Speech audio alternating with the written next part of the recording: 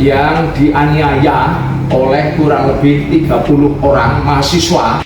Anak penjual nasi goreng dikeroyok 30 mahasiswa Undip, dihajar dari malam hingga subuh. Seorang mahasiswa jurusan Antropologi Sosial Universitas Diponegoro Semarang, Arnendo 20 tahun, diduga dikeroyok hingga mengalami luka serius.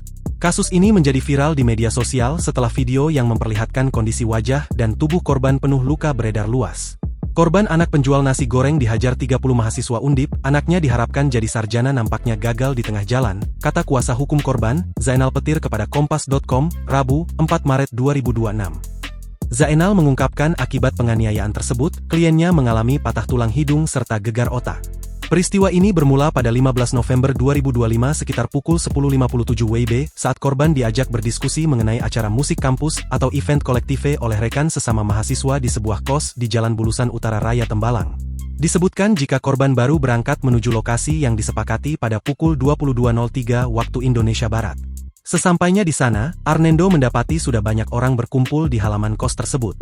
Menurut keterangan Zainal, korban kemudian dipaksa untuk mengakui tuduhan pelecehan terhadap seorang mahasiswi.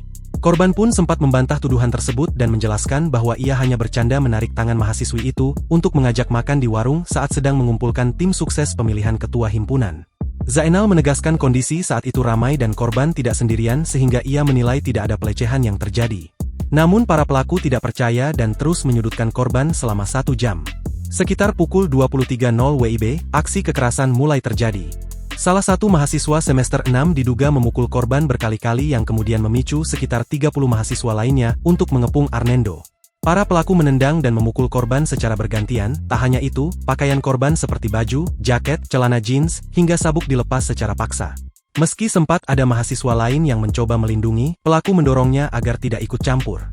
Penganiayaan yang disebut tidak manusiawi ini baru berhenti saat azan subuh berkumandang sekitar pukul 4.15 waktu Indonesia Barat. Setelah kejadian itu, korban diantar kembali ke kosnya. Keesokan harinya, 16 November 2025, Arnendo dilarikan ke RS Banyumanik II sebelum akhirnya dipindahkan ke RS Binakasi Ambarawa agar lebih dekat dengan keluarga. Korban menjalani perawatan intensif hingga 21 November 2025. Diagnosa dari dokter adalah korban mengalami patah tulang hidung dan gegar otak serta gangguan saraf mata. Arnendo semester 4 berstatus cuti karena trauma, apalagi pelaku satu jurusan di Antropologi Sosial Fakultas Ilmu Budaya Undip, belum ditangkap, kata Zainal. Kasat Reskrim Polrestabes Semarang, AKBP Andika Darmasena, telah membenarkan adanya laporan terkait dugaan pengeroyokan ini. Pihak kepolisian saat ini tengah menindaklanjuti laporan yang masuk untuk memproses para pelaku yang terlibat. Download Tribun X sekarang, menghadirkan lokal menjadi Indonesia.